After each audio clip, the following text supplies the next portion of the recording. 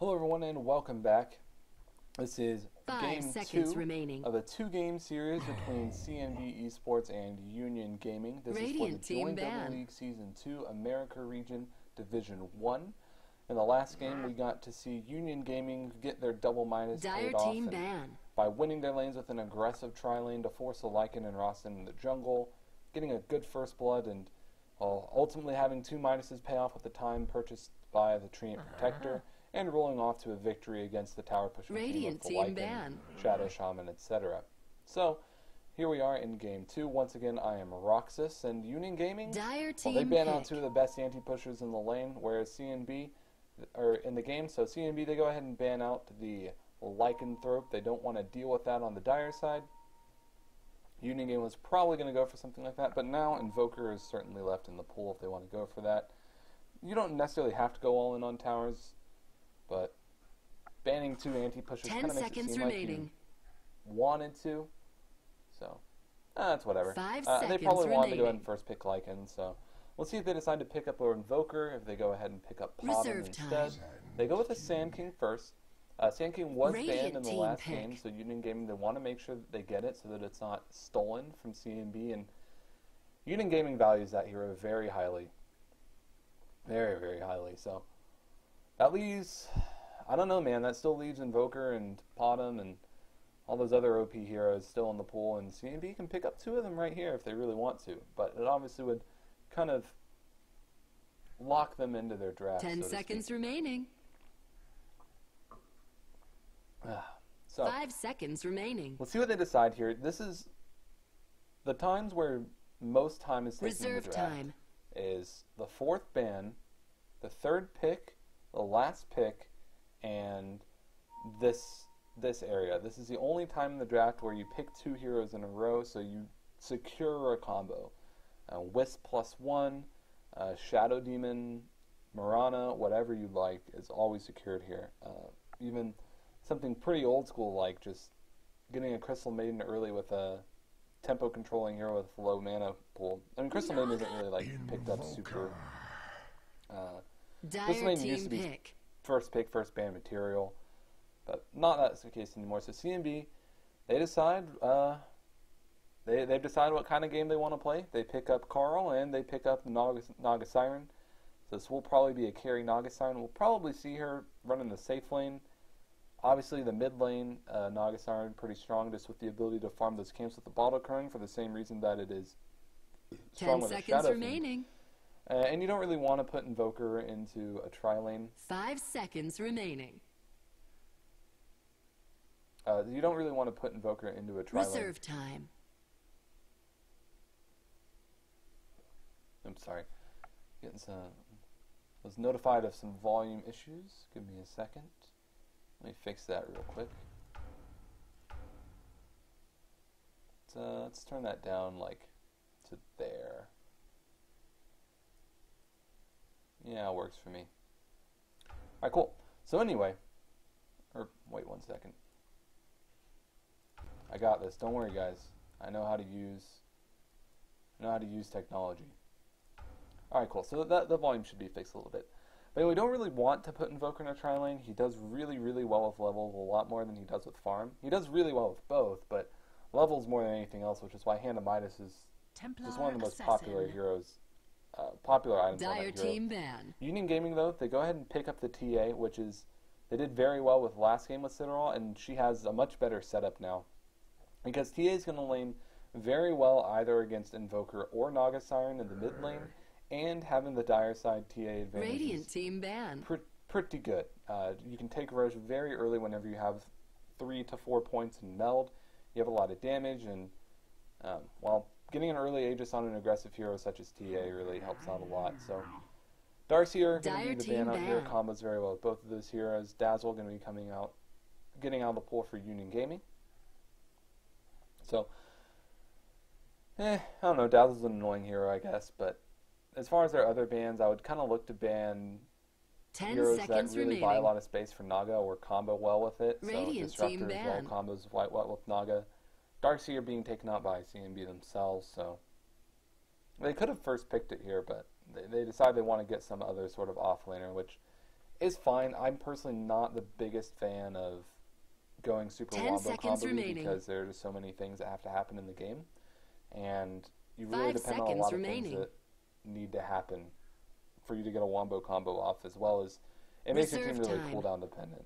You need song, you need wall, you need et cetera, to really take a fight, and experienced teams are going to be able to play around that.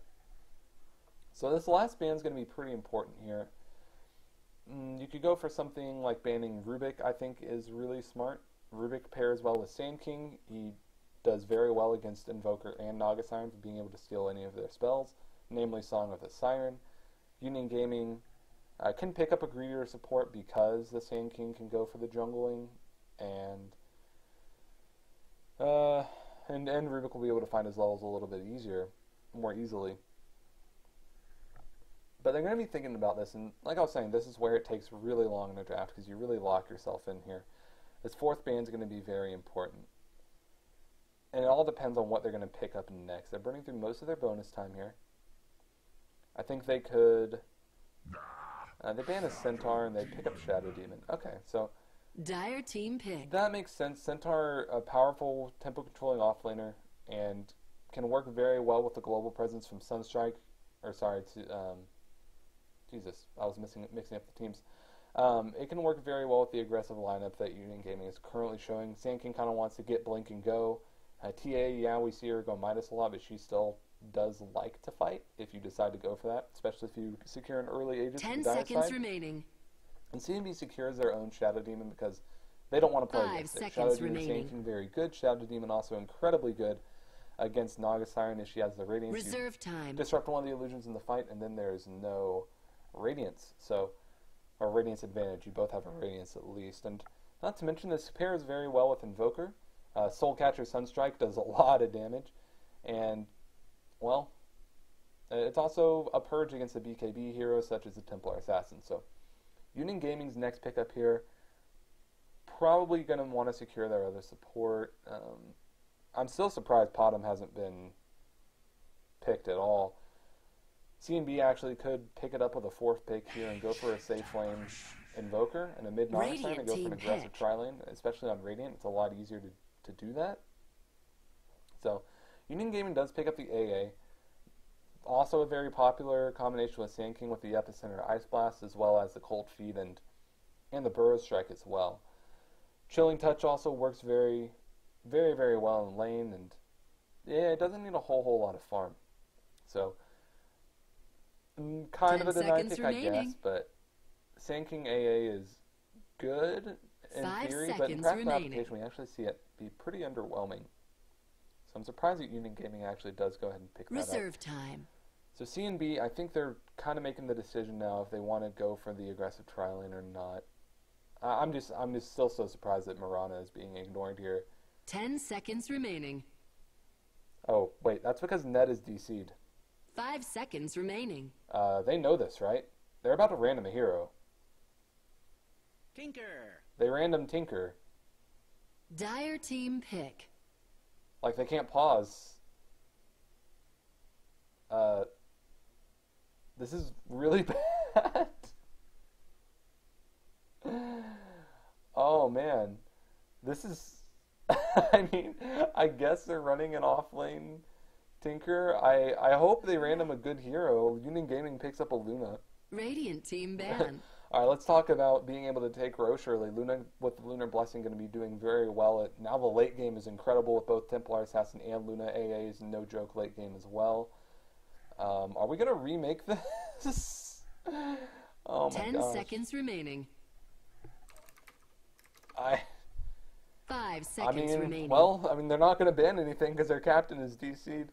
But yeah, Union Gaming, I mean, they ban Weaver. Well, now they don't get to random Weaver. I hope they random a good support. Shadow Demon's still pretty good against Luna. Also, the Lucent Beam helps set up to get Burton range for the Burrow Strike for Sand King. Usually he just has a problem getting in range low. Let's, oh my gosh. Let's see what CNB gets to random here. It's going to be a Medusa or something. I mean, 10 seconds there's remaining. no strategy. Like, they're not picking anything, so... 5 seconds remaining. I don't even know if this is going to stick. I mean, I guess CNB is... Oh, okay. You know what? They Dire team pick. 2 global heroes to go with a Sunstrike Invoker. And now they have a Tinker that's going to be able to... delay the game with March of the Machines. Easiest draft of your life. And Puck going to be picked up as the offlane for Union Gaming. And, well, Ned comes back. He's like, what have I done, team? Be interesting to see who plays what now. This really isn't actually that bad. You can run Invoker side lane if you want. And run a safe lane Naga Siren. It is a pretty greedy draft, but I think they can get away with it. Union Gaming still has a lot late game. Both teams have a lot of late game. Holy shit. Looks like we're actually just going to remake.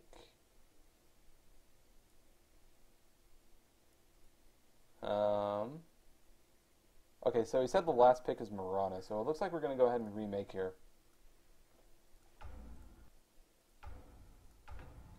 So let's go ahead and get on into the game. Alright, well, sorry about that, everyone. We will be right back. We're getting into the remake right now.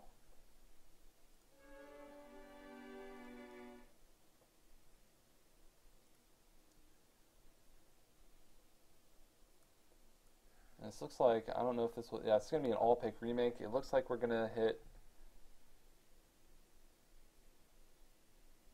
wait, this is weird. So, is the idea that,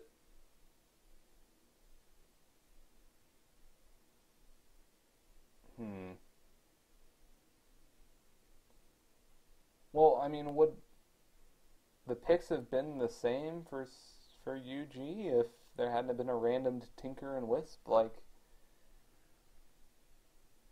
I don't know, man. I just don't know.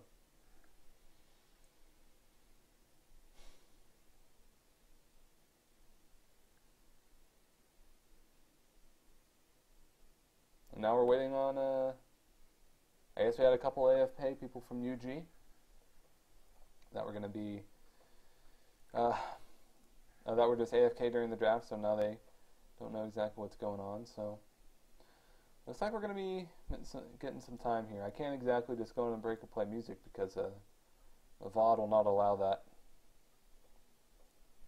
Because YouTube, they hate exposure for music artists. So, looks like I'll just be talking to myself for a bit.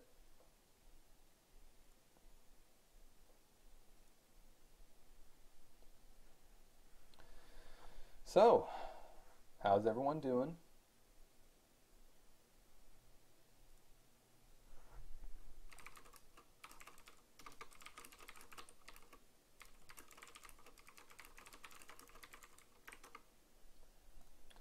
I'm doing good. Man, I might just split up the VOD from this because I don't know how long I can keep up small talk with just myself when I have no Dota to talk about. So I'm going to go ahead and do that.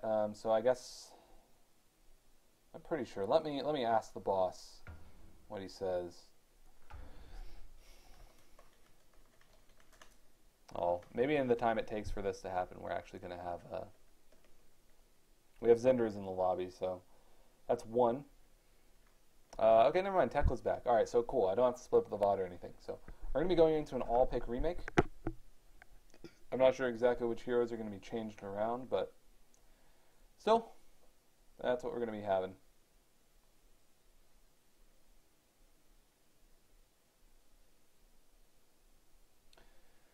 And both players, all the players are in the game. They're all ready.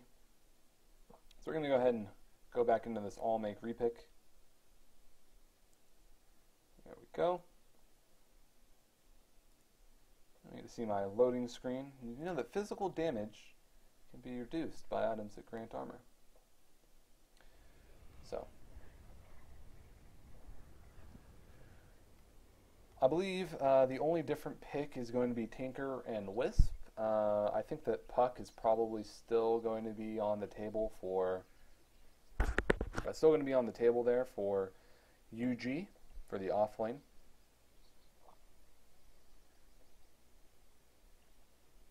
See exactly what decides to go on. In the last chant, like in the chat, it said last pick is Marana, but couldn't do anything. And well, you can't pause while drafting, so people can't have a puppy pause while they're drafting, which I think does more good than harm. So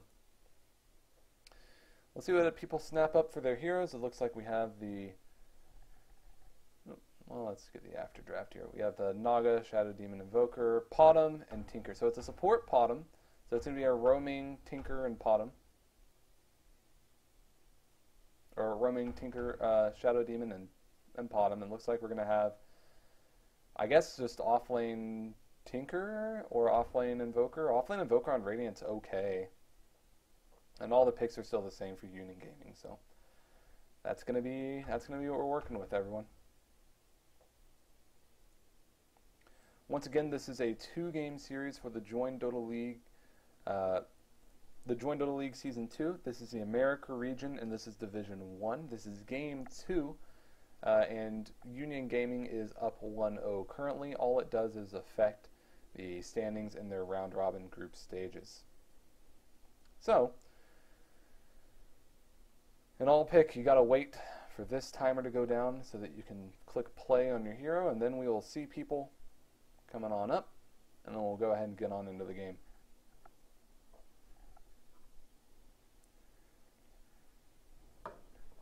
Alright, here we are. So, prepare defeated in the last game. Battle. We'll see what they can do to bounce back in this game. It is CNB on the Naga Siren, going to be played by Ned. Actually, oh no, this is support Naga Siren. No, wait, what? Alright, whatever. Ned is currently on the Naga Siren. Tinker going to be played in the mid lane by Tavo. Deek's going to be in the Shadow Demon. In the support role, probably going in the bot lane. It looks like Pride is going to be playing on your Invoker. Not sure if he's going Quas or Export just yet. And last but not least, 40R is going to be playing on the 30 seconds of to the Moon. battle. So, is this support Tinker? Wait, is this just hard support?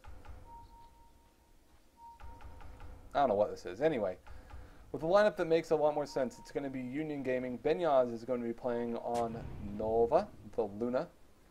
Xander's going to be playing on the Sand King. We're going to have Tekla going to be playing as the Ancient Apparition.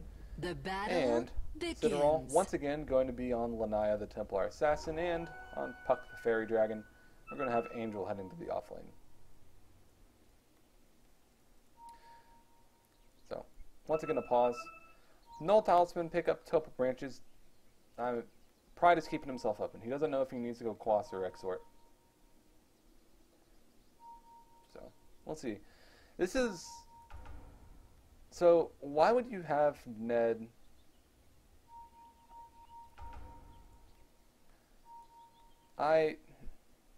Ned did play support last game, right? Like, I'm not tripping balls or anything? Because you have a poor man shield and you have pulled region. Like, this is a carry Naga. But Potom got carry items as well. She got the standard starting carry items. She has the same items as Luna, I think. Yeah, same items. Even the same slots. Look at this. These are carries. So, I don't know. Maybe it's just 40R just wants to play roaming, farming Potom. I guess. I don't know, man. So, we'll just kind of see how this works out.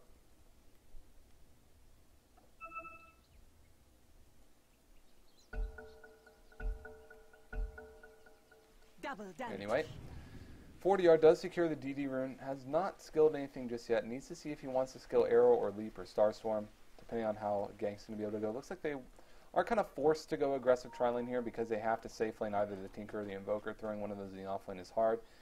Well, Ned, you're disconnected. And I can't actually check the match history. I'm struggling to remember what Ned was playing last game. Okay.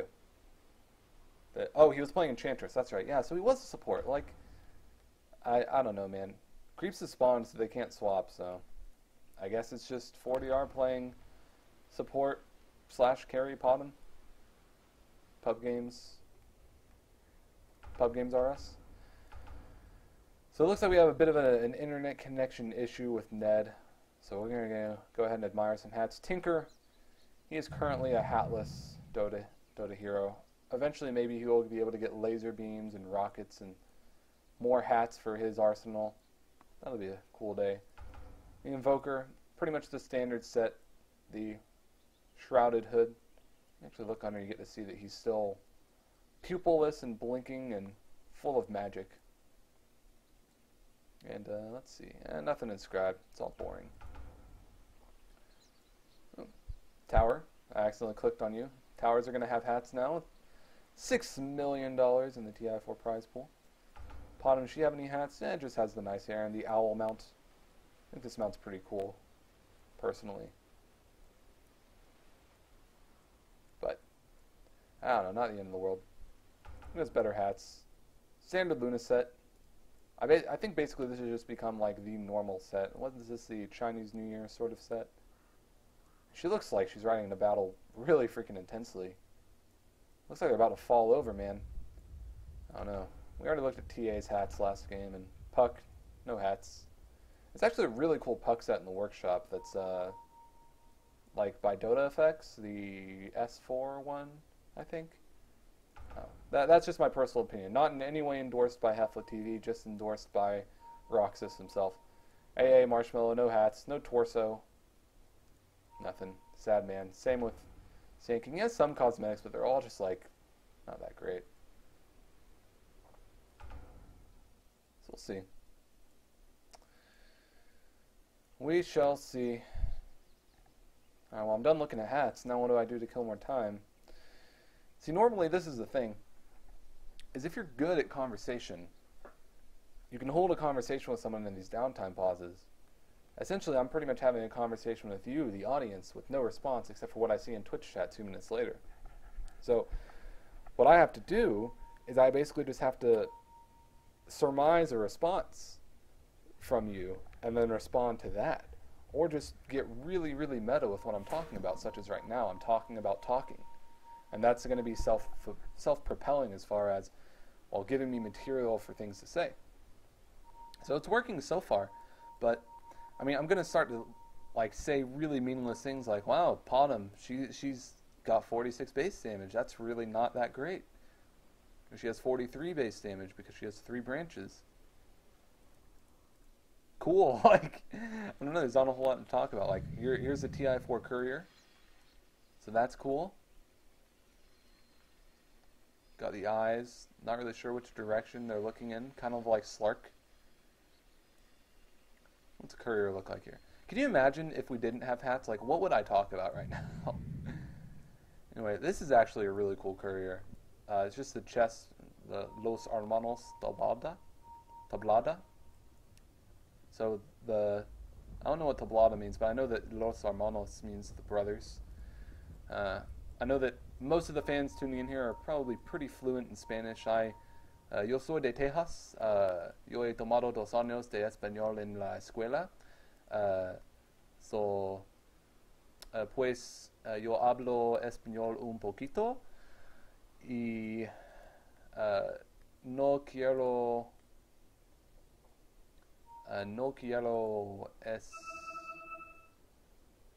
God, what is to learn? No voy. I don't know how to say it. I was trying to say like I'm not going to be learning more Spanish. Y mi roomie con colegio es de Loreto.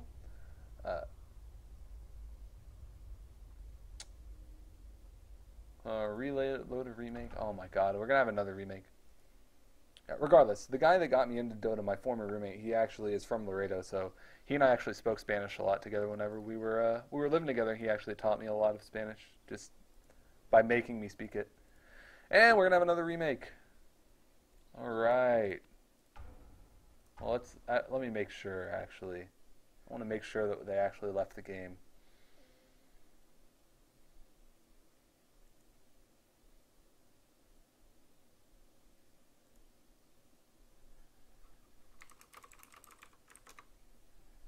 Yeah, everyone did leave. Okay, cool. Alright, we're on a D-seed. This game is safe to leave. It's fine. It's fine. We're going to go ahead and go back to the pause screen.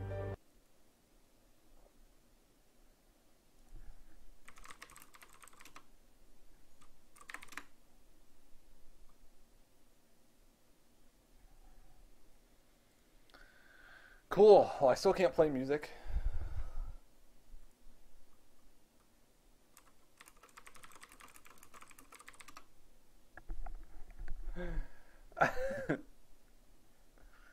Oh god, I'm watching the stream chat for like the part where I was speaking Spanish. Yeah, yeah, yeah. Good. Thank you, Nick Afro. Taco. Yo quiero Taco Bell.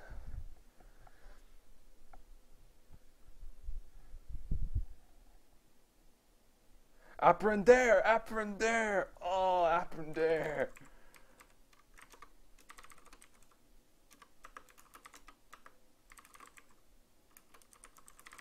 Oh god. No, no voy a aprender más español. Porque yo... Jesus. Oh my god. Yo estoy...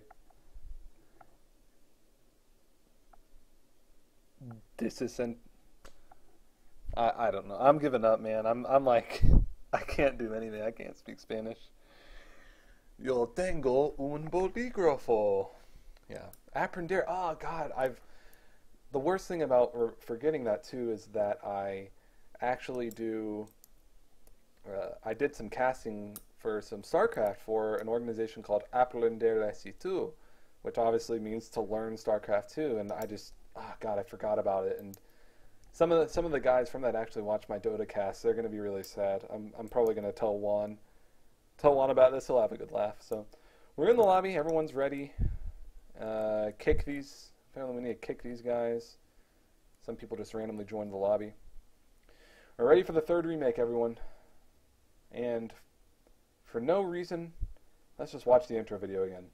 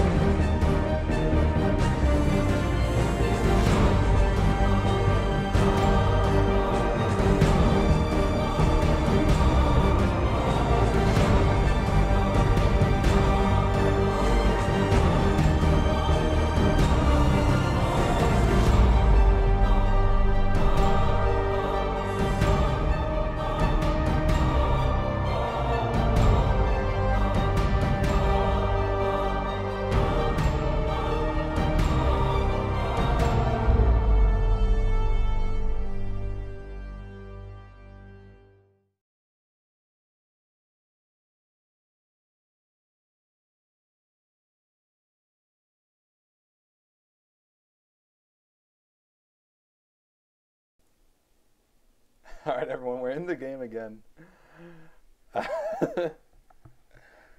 Oh, man. Now everyone's trying to speak Spanish to me in this Twitch chat. You guys are great. Thanks for keeping it interesting. But we're in the game again. Heroes are all picked. Lanes have been revealed. There should be... If there are manners, lanes will not be adjusted. Gringo. I never denied that I was a gringo. I know that I'm a gringo. Soy gringo y soy proud. So, same items purchased, same lanes, same regen pulled, invoker as well, same items. Everything going to be the same. And the only difference is now Angel, he's not going to go and secure the jungle with them. They're going to go and act like they're securing the jungle again before Citadel goes to move back into the mid lane. So, because it's been ages since we've gotten to do this, let's try it again. Maybe we can buy some time before creep spawn. So, Playing support last game, playing carry this game. It's going to be Ned to on the Naga Siren. Playing pseudo hard support, I guess it is Deeks on the Shadow Demon. Mirana going to be played by 4DR. Not sure exactly what he's doing. Probably just going to be ganking and getting farmed slowly. Tavo going in the mid lane as the Tinker. And in the bottom lane as Carl, the Invoker. It's going to be Pride. Nova, i.e. Luna, going to be played by Benyaz, the Slayer. The Templar Assassin going to be played by Citadel. Puck on the off lane going to be played by Angel. And the two supports, we're going to have Tekla on the Ancient Apparition, and the only king that doesn't matter, going to be played by Zindrils. So as the lanes take shape, there is no, once again, you can't remake with the same runes, so no double damage from Mirana top. It is in fact an invisibility rune bottom, which is going to be useless until TA picks it up around 4 minutes probably. She probably wants to stay in the lane. Radiant Tinker, he's probably going to be wanting to stack and farm these Ancients pretty easily. And the positioning from Zindrils shows me that he wants to be going for blood here. He hides, but he's spotted as well. Luna? Oh, well actually, never mind. I guess not. There's going to be the Chilling Touch as well, but that's so much damage with the Luna Blessing as well. Ned, he's trying to man up as well. Arrow's there. Arrow's going to miss. Zindrils, he's going to die. He took way too much damage from creeps there, and First Blood going to be going the way of Ned. And with that poor man's shield and 6 armor at level 1, God, she was so hard to bring down. And the right clicks were really good, but Mirana was able to get away after the Burrow Strike, even though she had not leveled anything. And or I believe she had actually leveled, maybe leveled Arrow. I think she hadn't leveled anything. And still, First Blood going the way of CNB and going on to the hero that really would want it, which would be Ned, who's going to be rushing that Radiance. So, good play there. In the mid lane, as far as Tinker versus TA, I favor TA in most matchups. She's kind of picked as a lane winner. There are just some heroes that really counter her pretty well in lane. And the heroes that do it very well, such as Viper or Venomancer. But most other heroes, they can't really deal too well against her just because the harassment from Sideways is free. Oh wow, top lane, we actually missed a little bit of contesting in the pool. There's a disruption onto the Sand King, but Shadow Demon feeds his own life. He's going to be going back up top. I don't really think he needed to get a TP there. He has literally no items, but... Wait, is this... Denied. Okay, wait a second. So is this just a tanky support Naga? Because 4DR is stealing last hits here. I don't know, man. New meta. Anyway. Yeah, so TA just does really well in most lane circumstances just because the harassment from Sideblades is free, and most heroes just won't have the damage to outlast her. Like, we're not even talking about, like, the skill of being able to last hit. It's just, if you have 60 damage and she has 100 damage, well, you can't get a creep before she gets to 9. It's just that simple. So, in the bottom lane, Invoker versus Puck. Normally a mid lane matchup, Puck does lane pretty well against Invoker usually, just because Puck can phase shift most of the harassment damage. Has a better harassment too, arguably, with the Orb than Invoker. He does have Quas to regen and trade hits, but usually can't deal with that. But the Puck usually needs to be bottle crowing to have the mana for that. Not going to be the same circumstance in the off lane here, so I give a slight edge to Invoker, who is going to be going for Quas Wex this game. Top lane. Looks like Ned. He comes in, he throws the net onto Benyaz, but the Chilling Touch is there. Luna Blessing. God, it does so much damage. And Ned, he's going to be able to get away. Cold procs. No, one more hit. Just one hit. The 6 artists keep him alive. Lucent being able to get that on the backside of the fight. It looks like Potom. They're going to be trying to get Zindrils here. He's under cover of Sandstorm. There's not an arrow just yet, and he's actually going to be able to get away. So, well, Ned ends up feeding himself away there. A little bit. Not necessarily carelessly, but good reaction and counter initiation there from Union Gaming. So the reason I like Quas Wex a lot here is you have two heroes in the TA and the Puck and the Sand King that both rely on escaping by just being invisible in one place, which you can interrupt very easily with Tornado. They're also pretty low mana, which you can interrupt with EMP. Plus the counter initiation is incredible. This is all initiation. We've got a blink that's going to come in from Puck, we got a blink that's going to come in from Sand King, and being able to throw a Tornado to disrupt that is going to be essential to their team fight, I think. So, still, later in the game, I do favor Union Gaming a bit because it is not a carry Naga, it's a carry Mirana. I mean,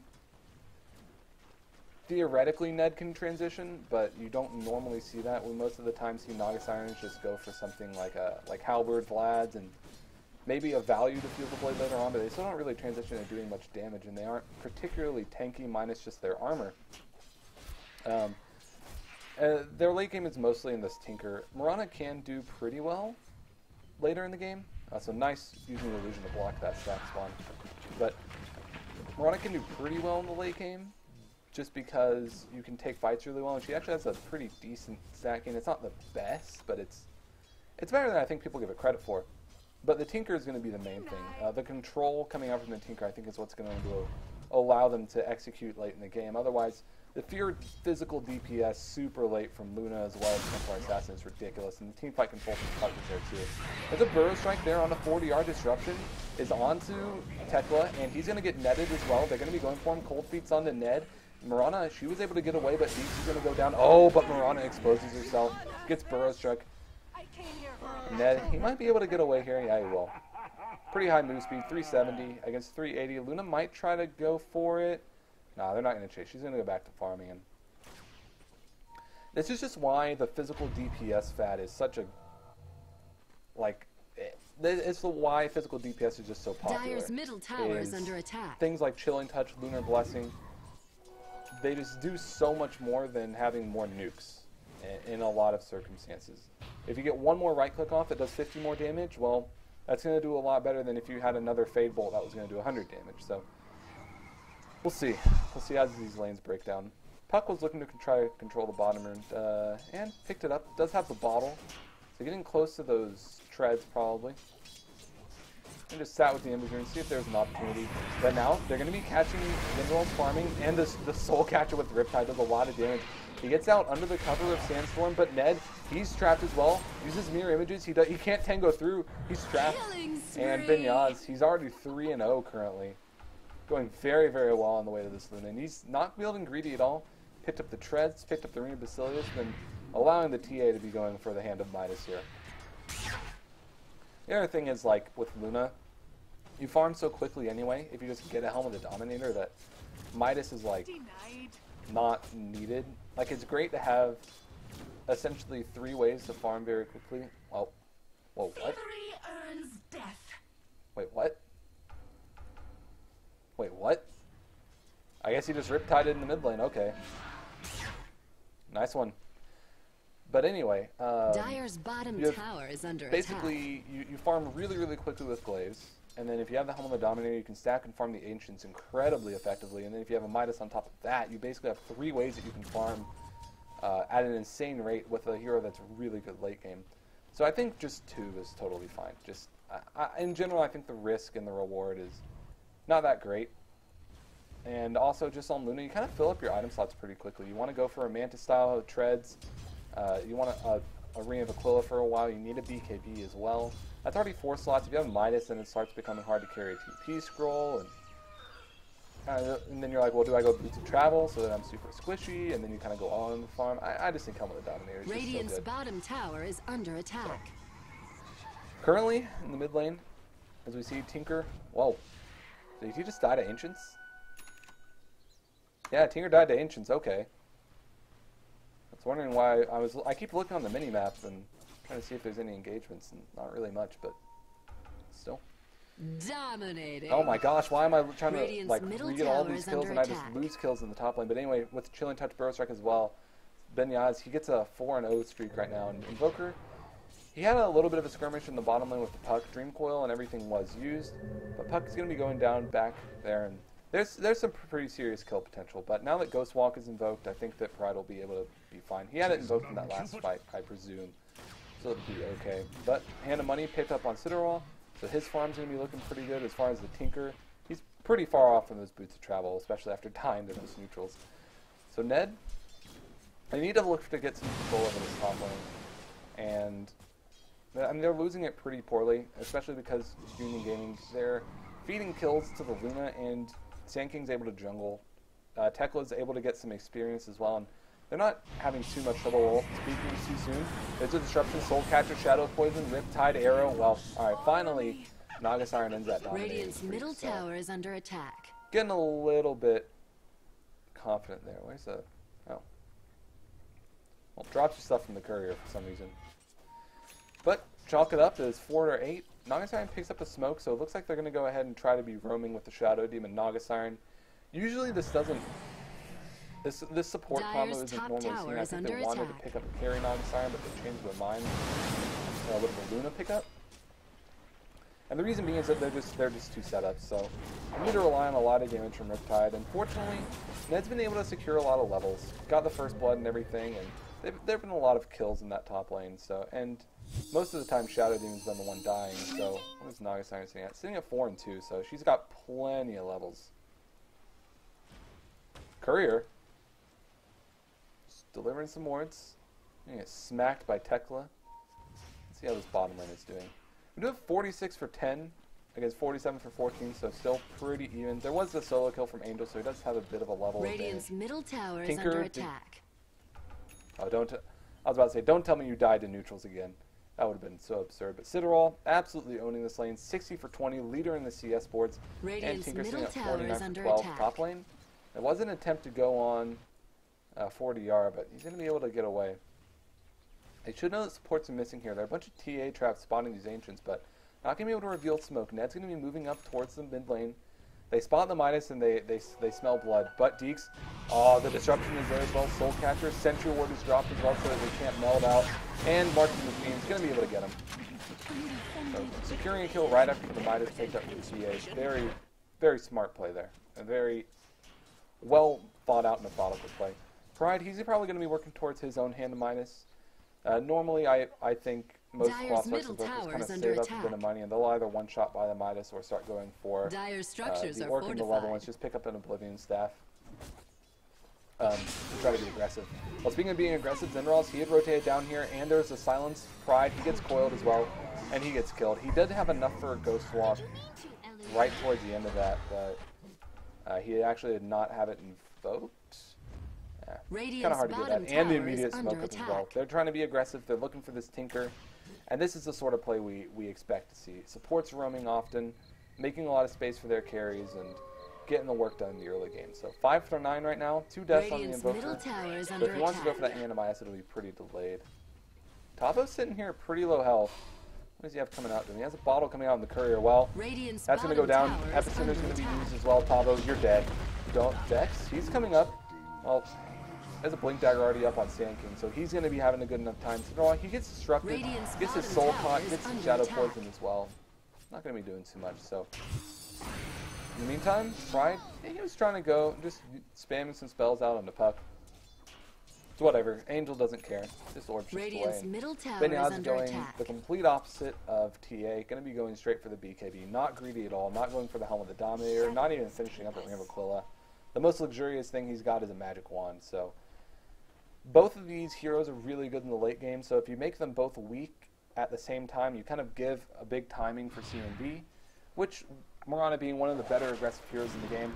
For this reason alone, Benyas, he throws out the Eclipse with the mirror images and the neutral creep soaking up a lot of it. Gonna be able to get him. Ned, he's on a killing spree, currently sitting at 5 and 2. Great play there, using the Moonlight Shadow as well just as it came online.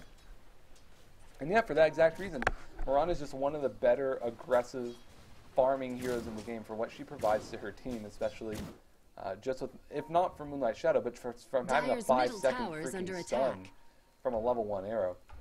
And so, if Luna was to be weak in the game at the CA, well, then you might give them a timing where they could actually just win the game. And you know that if you're Union Gaming, I think that if you just survive to the late game, you should be fine. 40R, he gets Burrow Struck, gets Ice Blasted, Overstayed is welcome. Everyone casually feeding, especially in the middle lane. There's going to be Martin Machine, Citadel, and, well, the Sentry Ward's still there. That's actually a fresh Sentry Ward going to be used. And they get them again. D-Ward, the other Sentry. And now that buys Tinker his travel boots. So, actually just have him under attack. Anyway. Almost buys him his bottle. Pride.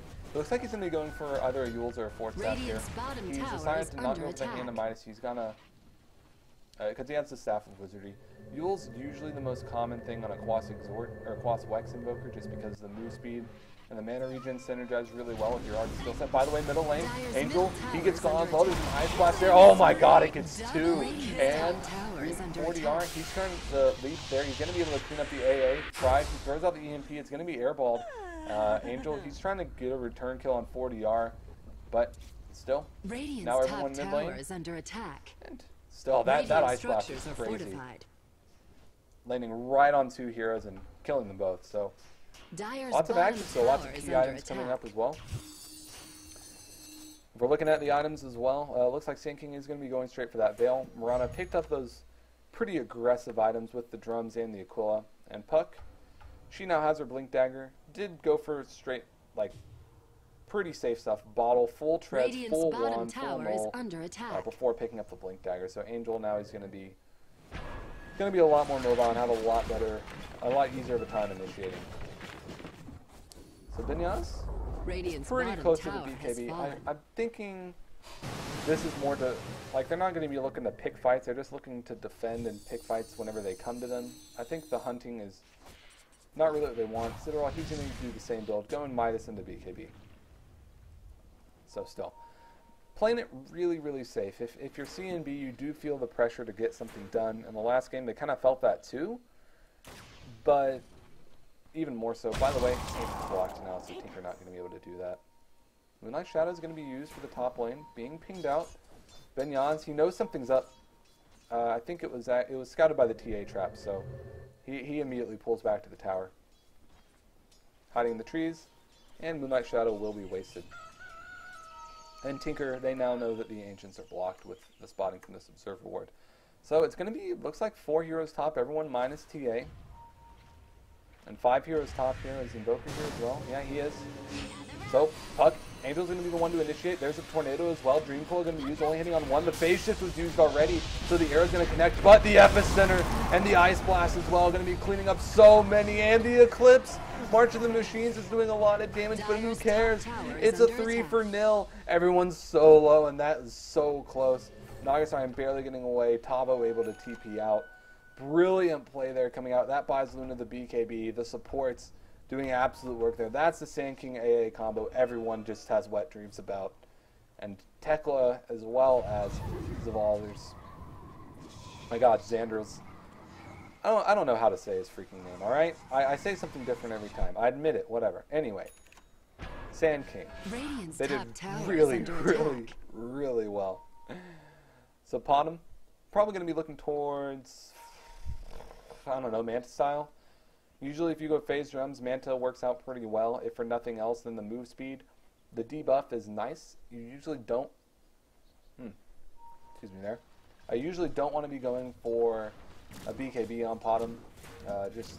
Yeah, it's health and damage, but if you want to avoid it, or if you can afford to avoid it, you really want to. So the debuff would remove the Puck silence. That's really it. I guess it's more damage for Eclipse to have to soak up, or gives you more units to soak up the Eclipse damage. Words are hard to say in the right order. So I mean, Manta would be good. It's not like the best item in the world, but I think an MKB needs to come out on Mirana at a certain point as well, because you do have 2 Butterfly builders in TA and a Luna as well. So AA, he's pretty rich. He's got a point booster off his Brown Boots, a full stick. They're going to be looking towards Roche now, taking some advantage. They have the DD on TA, so going to be able to take this very quick with the first point. 4 points in meld. Power of a dire side TA, especially with Lunar Blessing. As we mentioned in the draft, actually even went for a 3rd point to make sure they can secure this early. Tornado is there. Doesn't actually get the scout. He doesn't have enough levels in Wex. 2 levels short. And all this is going to go down. TA with the BKB not done. But Luna with the BKB done. They're going to be able to take fights here. But the blink on Tinker's done, so at least there's more mobility in these fights, even though he doesn't have the sacrifice just yet. Well, Zendals, he was actually going up there a D-ward. There's a Burrow Strike on the Ned. Ice Blast is going to be completely... That was the smallest freaking Ice Blast I've ever seen. Invoker does finish up the 4 staff, and Sand King finishes up his Veil of Discord. So probably going to be looking for something such as an Ags, or more mobility such as a 4 staff of his own. But probably actually looking for alternatives before anything else. The Veil is absolutely crazy against this team. You take more damage from Eclipse, Ice Blast, and Epicenter. and all of Puck's nukes. So we'll see. And Citadel now finishes up his BKB. So the time is now. This is the timing that I think Union Gaming want. They don't need to end the game here, but they can do a lot of damage. There aren't really key items up. You really only have a 4th staff with a kind of a point expert. Like Shadow Demon has nothing. Ned has nothing. He's at. Wait, is he really going Radiance on support Naga? He's really going Radiance on support Naga. This guy's really gonna go. Okay, I've never really seen that before, but regardless, EXP, gold, whatever. They're in the lead. Vanish. Let's see. Puck probably gonna be going for that Yule Scepter with that Staff of Wizardry. Moonlight Shadow's gonna be used. They know that there's a stalemate here. Supports are hiding. Let's see if they're able to spot anything. Haste picked up by the Invoker, and it was spotted. Both people saw the rune being picked up, so everyone should know that something's going to be up. And there's the Moonlight Shadow going to be turning into a sleep. There's a Regoose there from Puck. Angel, he doesn't want to commit the Dream Coil, but Aegis is going to be spent. He does commit the Dream Coil. And there's a Mirror Image, but Angel, he's going to be able to secure that kill. That's 522 gold for him. And everyone else is going to be baking off. So Aegis for a dominating streak for your Puck, totally fine. Okay, picked up Mana Boots. Okay, that's more reasonable. Please do not go Radiance on support Naga. You don't need to. Your illusions are just going to do nothing by the time you get it anyway. But 17-8 the kill score at 20 minutes. Union Gaming looking in firm control currently. The gold. And just in efficiency, they come out of the laning phase in pretty good shape, all things considered. And they've just been having better team fights. Not to say that there's bad team fight just in general on the side of CNB, but it's just the execution has been really spot on from Union Gaming. So for that, they get to be rewarded by being in pretty firm control of the game. And actually, Puck decides to go for the Dagon here. So the Dagon is okay. I think you really only look to pick off the Shadow Demon and the Mirana. Well, I guess you can do this with the Ice Blast, as well as the Epicenter going to be trailed as well. You attacking the trees, Veil is there, and well, Puck is just there for experience range. Very well executed game. Patience from Generals. You're able to take that out. At least all the lanes are being pushed out by Tinker, but that only does so much for you. Unless you're able to kill heroes, you really just bring them farm safe and hit all of your farm on one hero that if he goes down in the fight, well, there's all your team fight, right? Because all of your net worth is concentrated into one hero. Invoker and Tinker do scale very well, but I still don't think you can pick up a raw DPS and survivability coming out from TA and Luna. And teamfight control from Puck is obviously not as good as Invoker, but still, it's very, very good. Until BKBs start coming out. 4DR, he came up to farm, but he feels that something's fishy. Actually, no, he spotted. Oh, okay, so this Observer Ward actually did get the spot, the hiding. So they're going to be laying their own trap. Well, wait. Okay, well, I thought so, but I guess Ned just died so much. There's actually going to be a buyback here from Naga. The Tornado's going to be able to catch the Sand King as well. Soul Catcher's there, but he actually jukes. He's a Blink Dagger. He's able to get away. And CNB, they have 5 heroes top. That's a buyback for free. And both the cores are farming. Easiest game of their life. So 19-8, the kill score. I believe it was Union Gaming. I think it was, but it was with. I don't know. There was an offlane Puck that spent a lot of money on a Dagon 4, and then they ended up just losing the game because they didn't have an Hex on anyone. I don't think that Angel's going to be doing that, but he's going to find a free Naga here. Silence, Coil, Orb, right click, Ice Blast, Dagon, Song, doesn't matter. That was pretty funny actually, because oh wow, good phase shift there from the arrow as well. He's taking a lot of damage to marking the machines and doesn't have the Yules to help him blink out. That's why I was thinking he was going to go Yules, because there are a lot of things to cancel your Blink Dagger. Just, well, also Deeps, mid lane, DD, Lanaya, you're dead. In the meantime, both of the Lunar Angels, they're fighting each other. Eclipse, she has it. She's going to hide and try to get it as well. And there it is, 40R. The Lucent Beam is there as well. And let's see, is there going to be an arrow in 1 second? Binyaz should know that this is coming. I anticipated the juke. Out mind gamed, but now Sand King is coming in. He has a Burrow Strike. He has the Veil as well. Epicenter is there if he wants to use it. Just right-click. Starstorm is there. Dire's top Sandstorm. tower is under attack. Oh my god, 8 HP, 9 HP. Let's see, can you get there? Ah, one blink and one right-click. The Ice Blast isn't going to get there anyway. She did not have a leap there. Or she did have, did she have a leap? Dire's top tower is under attack. But anyway, Luna's going to be going home. She's pretty low. Going to be working towards that Yasha into the Manta style. The Pride, he's looking to gank whoever comes up here. Using Pablo as bait. It's just Citadel. Just burning off some refraction charges. Forge Spirit is there. Dire's just top to try tower to is under harass a attack. bit. They're going to see if they can get this top tower. We'll see. Puck, Angel's coming in though. He has Coil again. Let's see what he can do. Dire's top He's going to be tower there. has fallen. And is Coil going to be committed? He's probably going to wait for a TP silence and then Coil big on the burst is real. Tinker able to get away and, well, Invoker Pride, he definitely overstayed his welcome there. It's like, yo man, Tavo, I thought you had my back, bro. Come on. Well, 23 to 8 the skill core, and this is the kill score. This is just getting so quickly out of hand. It feels like Union Gaming just wanders around the map. They use all the map control that they get from the TA traps, and they're just wandering around killing people. Like, when was the last time that Union Gaming got a kill? They got one kill. No. Yeah, so Naga Siren killed TA mid with that second Sentry Ward. That was the last time CNB got a kill. There have been 1, 2, 3, 4, 5, 6, 7, 8, 9, 10. There have been 10 kills since then for Union Gaming. So just the last course of time, you can just see this is absolutely getting out of control. But if for nothing else, it's just kills. And TA doing the same build. BKB Deso probably going to be going into Daedalus right afterwards. And if she gets it late in the game, going for the Butterfly. And Puck, relaxing with the dig on one, doing the smart decision, going straight for the Hex. It could be a Lincoln's, but probably just going to be a Hex.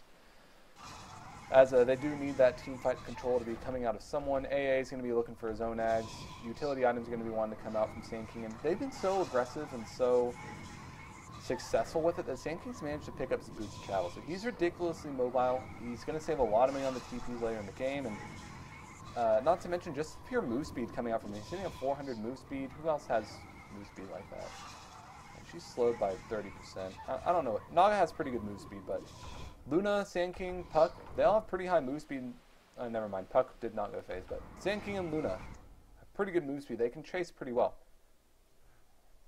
Luna does have the Yasha done. And this is where, I mean, you kind of end up going to the same place as far as Luna's items late in the game. You basically go, Satanic, Butterfly, Manta, BKB. Dire's middle tower is under attack. And that +1 is something such as an MKB, Daedalus, Scotty, Assault Cuirass is really good. Stuff like that. And you can kind of just take a lot of deviations. Do you get the casual Helm of the Dom? Dire's middle Do you tower get is the under casual attack. Yasha? Do you go with casual Yasha, casual Helm of the Dom, then go straight for Butterfly? Do you finish up the Satanic first? Do you finish the Manta first for more split pushing? It's all pretty versatile. Really the only thing you worry about is you need to get a BKB to fight and basically to live. And before that, you think, well, how greedy can I get before my BKB? Can I get Yasha, Helm of the Dom before that? You hardly ever see anything super greedy, such as like Butterfly before Radiant's bottom tower is under attack. BKB. I think the greediest I've ever seen was like Helm of the Dom, finish Manta style, and Hand of Midas before going for BKB. So, I mean, Luna does a lot of damage as long as she's just able to stay alive with a BKB. So, pretty good item there. Puck does have a haste rune, just had it bottled, just expired. And we see how far back CNB has to play here, because not only are Dire's top tower is under attack. Their jungle is warded. Radiant's bottom tower They feel is like under if attack. they walk out on the map, they just die. But they also need to split up and farm. They need their farm. And Mirana, she's forced into her own BKB. Puck was spotted out by that observer ward. Manages to phase tornado, and with the Desolator, Citadel, able to take the bottom tower. No contest at all. And this is a Roche lineup. Like this is a lineup that is on Dire side and also just takes Roche really quickly and has a better lane. There's no reason to not just siege towers if you have the opportunity. Dream Coil, gonna be committed, gonna be trying to get Ned again. Song was used, but after the animation was in... Dire's middle tower is under attack. Is there an Eclipse used? Looked like there was an Eclipse used. Yeah, as the projectile was in the air from Angel. I saw the Ice Blast, it just looked like there was an Eclipse. That made no sense, man. Anyway, Luna having a lot of money, maybe picking up an Ultimate Orb here pretty soon. Probably going to finish the Manta as aforementioned. If you feel really scared, you go Satanic before finishing up the Manta, but I think finishing up the Manta is... It's fine, it gives you health enough. You're gonna have enough people on the front lines with the Sand King and the Puck that are going to be able to distract people from hitting you. Tinker? Okay, so Bloodstone. That... okay, so we know Arteezy was speaking about Bloodstone Tinker early on, going for something like it before Hex, and basically the advantage of it is you look to be getting a lot of pickoffs, so you get a lot of Bloodstone charges, and you can get like a couple more rearms than you normally would, which would kind of say, by the way, TA picked up a DD, so she has that bottle. That's dangerous for when Roche comes up. But basically, with those extra rearms, that's what you try to get out of the lack of control that you sacrifice or deal with by not going for a Hex early. But I still think the Hex is just so good, man. Endless Hex is one of the best things about Tinker about in the game, but it kind of puts a big burden on your performance as far as this stage in the game. And I think they're a bit on the back foot at this stage in the game. Like, I don't know why you want to go for a Bloodstone. But regardless, he gets it. Let's see if he can do well with it. I mean, if he gets a few kills, then all of a sudden, life is looking good. So, we did see a little bit of a skirmish. TA with the side traps was able to just chase everyone back to their tower. She activated the DD rune, taking control of their jungle. Manta was finished up by Luna. So now she can just siege towers with Manta illusions, which she's going to be doing now. But Angel, he pops in, uses the Dream Coil right away. There's a Brother Strike, there was a Veil as well. Citadel looks like they don't want to die there. Poor Courier. But this tower's going to go down, and they know that Roche is up with the side trap. Top being pushed by 40R. He's out of mana. Angel is there as well. It does not have the Hex just yet, so you can't actually just blink Hex and try to burst him down. Dire's top tower is under attack. Going to pick up a Demon Edge here. Bam. Working towards that Daedalus. Angel going to be able to chase 40R. He has to get out, and now all but one outer tower remains, and well, goodbye, Ned. So to start, okay, he's really going Radiance. Don't go Radiance on support Naga, man. It, like, you get it so late in the game, it does literally nothing. I don't know, man. I don't know. I'm not pro, so I can't say anything. So, these players are better than me. But I think that in general, something like a Vlad's, or something like... Well, Citadel waited for the gank here, gets the dieback. True assassin indeed. Waited patiently with the meld and minuses a creep while she's at it. So Ned, for having such a hot start, setting at 5 and 2, now only 6 and 9. Dire's bottom tower has been denied. And I just think that getting a Halberder of Vlad's as a support position just allows you to be more relevant early on. And whenever the Radiance comes out at like 40 minutes, no one's going to care on the side of Union Gaming. They're all going to have enough wave clear. They're all going to be tanky enough to be able to deal with it. They're probably going to have a Pike on Sand King. He's actually just going for his own Dagon. And this is both a troll item and both an item that's good when you're ahead. And it's best when you're ahead in levels. If we're looking at the EXP graph, everyone's very far ahead in levels. So, again, the burst potential is absolutely insane. Dire's top tower is under with this attack. next Roche, I suspect that they're going to be looking to try to brick high ground or close out the game. Because, I mean, Ned, he panic bought the Radiance recipe. Now it's revealed. He didn't leave it on the courier. So, they just know that Naga Siren's not going to have anything. She invested 1350 gold in a recipe that's not going to do anything for her. So Roshan has fallen to the Dire. they should be looking to probably break base, knowing that they're pretty vulnerable also in the top lane. Angel, or in the mid lane, just going to die. Also, that Aegis going to be buying the Ag Scepter for Tekla. The burst is real. Sand King's kind of chilling up here. He's eyeballing the mount. And he blinks. Misses out.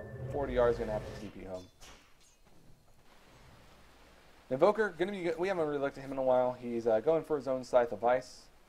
Seeing what control he can offer his team. Cyndarols. He's going to find Ned. Well, Tabo's there as well, but the Dagon as well as the Prophet's now going to be able to clean him up.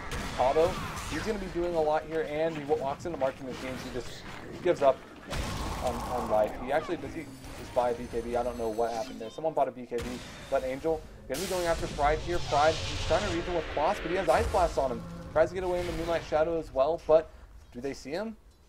Do they see him? Just one hit. Oh, but he gets the Shatter. He was going to die anyway. Meanwhile, the bottom lane, we see Luna. Benyaz, he's going for that butterfly, and he's just pushing out the bottom lane. Deeks is going to be trying to come out and get him, but I think that you can just eclipse and kill them. Who got the BKB? BKB was finished on Luna, or Mirana. BKB popped by Benyaz, though. You got a little scared. Well, BKB down, gents. But I think that they'll be able to survive the next 70 seconds. Puck picking up a DD, so this next fight going to be pretty good.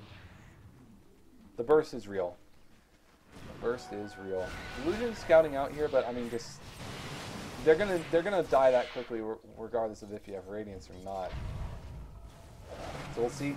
Net going to be on the Citadel as well. There's a Soul Catcher as well, but Angel comes in, commits to Drink Orbis. Dagon's in the death. He's beyond godlike right now. There's the Hex coming in as well. With the DD, he's able to get that, but the Ice Blast is going to be able to clean him up.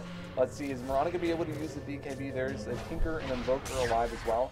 But Citadel, he has an Aegis, he has a Daedalus as well. He doesn't care too much. He will die to the Tornado drop, but Benyaz is there as well. He doesn't have the BKB. He does have the Manta as well. Let's see if they decide to fight here. It's still 4v2, but, or sorry, a 5v3. Jesus, math is hard. But still, the team fight control that Shadow Demon and Naga would offer is pretty minimal, I think. But they will ultimately back off as they did lose the Aegis, and Luna does not have the BKB. Is that a... Yeah, the Butterfly is also being delivered to her. So this is actually a good time to wait. Because they will have a Butterfly on Luna as well as a BKB up. They won't have the Aegis up on Citadel, but it's whatever. Benyaz will do a lot. They're going to be coming up here. Deafening Blast going to disarm by a little bit of time. Citadel, he catches an arrow, but there's all these refraction charges just doing absolute work. Chilling touches there as well. Citadel finally starts taking damage. He has refraction up again. So Butterfly done on Luna, and they back off. Come on. Come on, you're so far ahead. You're so far ahead. But Smoke Up, was that spotted by the... that was spotted by this ward. Well, they might catch Angel here. He phase shift. Illusory Orb. He doesn't get to the... Oh, he actually jukes them. Manages to actually get them all to go to the orb. There's a Cold Snap as well. He has an orb again, and, well, Puck's a really elusive hero. Very hard to kill. He's currently 10-0. Tavo is there. With Orb, going to be going towards the neutral camp. Going to be able to blink right after that as well. He does have some backup here. He has some backup from Benyaz. They're not going to... That was a 5-man smoke. Radiant structures are Moonlight Shadow, so minus Naga, who's Radiant's farming. bottom tower is under attack. Sell the Radiance recipe, man. You're going to get this at 50 minutes.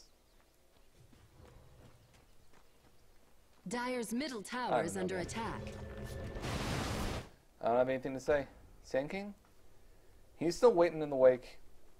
He's got all he needs. He just needs more Dagon. He needs an F-Blade and the Veil. I mean, it's a lot of damage.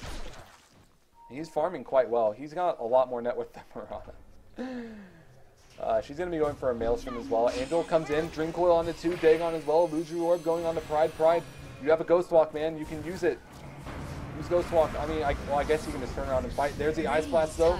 There's a defensive disruption there from Deeks. Going to be buying some time at Puck. He phase shifts. Is he going to be able to blink out? Oh, 1380 gold goes to the Shadow Demon. Better than it goes to them than anything else. But Benyaz, he's going to get slept.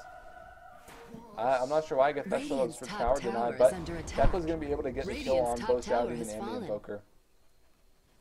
So he's on a mega kill streak. Just firing ults from downtown. He actually did go down, but still. Getting money from the grave. Sand King? Well, he just doesn't care, man. Tinker comes in, he's like, whatever. I kind of would think that he would want to buy maybe a Blade Mail, if he wanted to be practical. Because just coming in as well, doing all that magic damage and then having the Blade Mail on top of that to counter the Tinker, it's going to be working pretty well. But he's getting more Dagons, man. Getting more Dagons. 34-11 our kill score. Cheese, Aegis, Roche going to be coming up in a few minutes. Looks like 2 minutes and 20 seconds. I actually don't know how to read this clock. I assume that each of these ticks is a minute. That would make sense.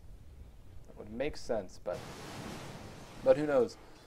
38-minute power treads coming up on the Ancient Apparition. Who is the least farmed hero? Almost as farmed as our Carl. Did he buy back recently? He didn't buy back recently, but I don't know.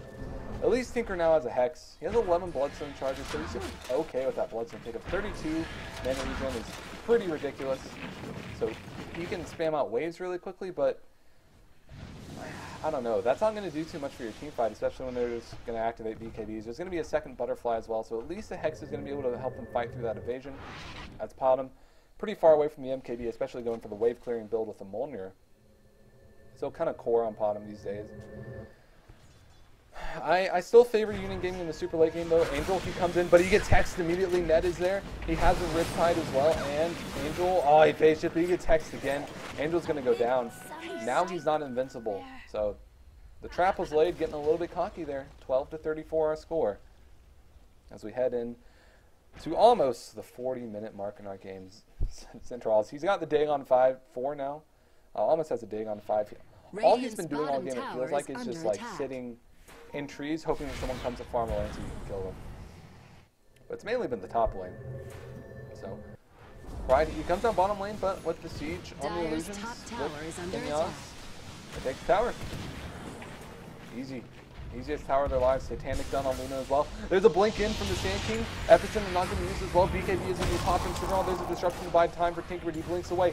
But BKB is going to be popped here from 40 yard, and he's going to Binyaz. Binyaz was disarmed from the Deafening Blast, and he hasn't popped the BKB yet. Now he pops it as well. Naga Siren, she pops a song, but she's just going to get focused down. Eclipse is going to be used. Oh, but she gets away using the ensnare as well. But Tabo, he's going to be able to clean up Sand King in the mid-time. Looks like they're just going to go for Rax here. Look how quickly that melts with the Desolator and the Lunar Blessing.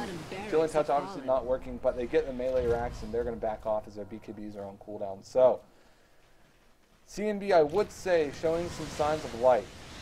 But, I mean, look how you're 40K behind. What are the hero levels? I don't even know the hotkey for that. It's E. Yeah, Shadow D.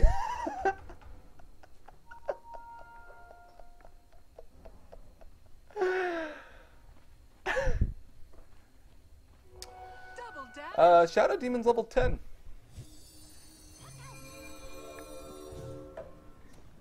Shadow Demon is level 10.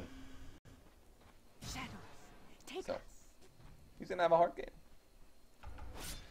It's okay, Nogstarn will eventually get a Radiance. And then you just wait. You gotta wait for that Radiance to pay off. Get those illusions tanky, give the illusions evasion with a halberd. Yeah, you'll be fine. Never mind that Union Gaming has two incredibly good late game carries. They have Roshan anytime they feel like it. Puck is going to be going for probably the Lincoln here. Roshan has fallen to the dire. Immortality. Well, you have Tinker, right? He has a Bloodstone. He can basically just spam as much mana as he wants forever. So there you have it. 13-25 our kill score. Net worth off the charts. I'm playing Chinese Dota here. Potom will have her Molnir soon. She has the Mithril Hammer, just needs the recipe as far as gold is concerned. But still, the power of sieging towers with Luna super late in the game, and if you lose one fight, the whole base dies to Blaze. Pretty powerful. Pretty powerful. Especially if she goes for something like an Assault Giraffe, those bases are going to die. And well, now TA has her Butterfly done, so both of these heroes need to be hexed and controlled. You can't control them both. And Dagon 5 now finished up for Arsene.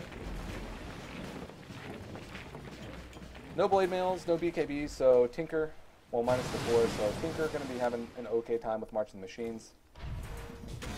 Song of the Siren is up, so they can go to a fight, but Pride, he's being cheeky here, just going to cut the wave. Maybe with some Fort Spirits, no, he's actually just going to drag. Or you just let your towers go down without a fight, that's fine. Tornado's going to be coming up. Is there going to be a BKB pop? No, but Song is coming in. What are you setting up? Like, well, I guess you're going to set up an EMP, not a huge team fight, but now they just pop BKBs and just kill her. Like, you need the song for the counter initiation. There's the burrow striking the episode. You just kind of gave them time to prepare as well. Buybacks immediately. Zenroz gets a double kill. He uses the help of that Dagon. Well, 40R. Zenroz, he's hexed up. He's going to go down. But that's whatever. The Vrax go down as well. Vinyas, he has the Aegis still. And, well, he's going to be going down. He's getting a fighting. He's satanic. I kept saying he was going to go down. It's whatever. Ultra kill coming out for Zenroz on the back of that fight. He's got the Dagon. Wait. Oh, I thought he had a Dagon 5 already. The racks go down. He gets the bottom racks as well. This is 2 lanes of racks against the Dire side team. I mean, Tabo's getting some kills. He's got 11 Bloodstone charges and his respawn time is really low. But still, 41 to 15 our kill score. No tier 2 tower has gone down for the side of Union Gaming. Dire's top tower is under Angel attack. has a Dire's Lincoln structures Sphere are on the courier fortified. and a salve as well. So now he will be able to block off some spells. Some of the single target. Also, basically the only health regen item you pick up for a puck is going to be either a Lincoln Sphere or I guess a Lincoln Sphere. What else do you really build on puck? Yeah, I guess it's just Lincoln Sphere. But it's okay. Ned will have a relic soon. Pride. He did finish up the side device. They do have multiple sheep sticks. They have a lot of ways to disable the carries in the fights, which we saw in that last game in fighting through the evasion. They're not particularly tanky, but still, I mean, Sand King is a huge threat. AA is going to start doing a lot of damage as well. He can start going for something like his own Scythe of Ice. Puck can start leveling up the Dagon as well. Putting the Lincolns on herself, this actually doesn't do anything. He actually face shifts, actually reveals where he is, but he hexes Tabo right away. Let's see if he can kill him. Ice Splash are going to be off the mark. He's actually going to retreat here. There was the Purge that popped the Lincolns, but, well, now you find Pride. He's silenced as well. He has the Sheep Stick.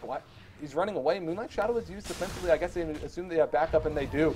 Sand King's coming in, but there's the Ghost Walk. Ghost Walk under Moonlight Shadow. This guy's double invisible, man. And he's going to be able to get away. TA was trying to lay in wait for a trap with Mel to try to burst down and broker. He was going to run right towards the secret shop. But now they're going to be looking towards his top racks. Scotty going to be picked up on Luna. Tower is under attack. So now her illusions are super tanky. There's the slow as well, which should not be neglected. And, well, these illusions all of a sudden become very hard to kill. And, well, basically when you have Mega Creeps, I mean, yeah, Tinker's one of the best against Mega Creeps, but still, it gets pretty hard to deal with that. So, illusions coming out from Naga Siren. Endless March. Pretty difficult to push into. But Pride, he's coming up. Now they know that he's here. They know that he's here. They saw the Ghost Walk debuff. Do they have detection? Did any of them buy a Necro Boat? No, they didn't. But BKB's pop. Luna comes in, Vinyas, he's going to town as well, but 40 are going to town as well. Vinyas kills off the Shadow Demon right away, but the song is there. Going to be allowing Citadel to just right-click, and the BKB means he's taking no damage from Marching Machines, but we're going to be seeing the Burrow Strike at the center. There's the Veil as well. And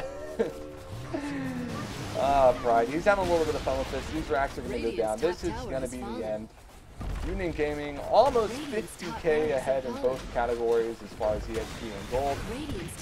Tabo blinks in, he gets hexed and, well, gets trash talked, and base is going to go down. This is going to be a 2-0 for Union Gaming at the end of the day. And GG is called by Ned, who never did do Radiant's middle tower has fallen. Let's see him farm the well. There you go. There you go. Well, that's going to be it. After a couple remakes and a 46-minute game, the final kill score 15 to 47 as Union Gaming takes the 2-0 in this 2-game series for the joinDOTA League America Division 1. That's going to be it for us, everyone. Thank you for tuning in. Once again, my name is Roxas. If you liked my casting or hated it and want to let me know either way, you can follow me on Twitter at CallMeRoxas. If you liked any of the production brought to you by Heflatv, follow us on Twitter and Facebook at Heflatv and Heflamoke on YouTube. If you liked the tournament, or if you liked these games, please support the tournament. Go to joindota.com to find out more information on the tournament. If you liked both the teams that brought us these games, please check them out, both CNB and Union Gaming. So, that's going to be it. I'm not sure exactly what's going to be coming on. If there's anything coming up next. You can find it at the social media, or I will mention it in the Twitch chat shortly after this. So thank you for joining me, everyone. Definitely a very fun game. Not your typical game, but still fun regardless. And that's it. So have a good one. Enjoy yourselves, and see you next time.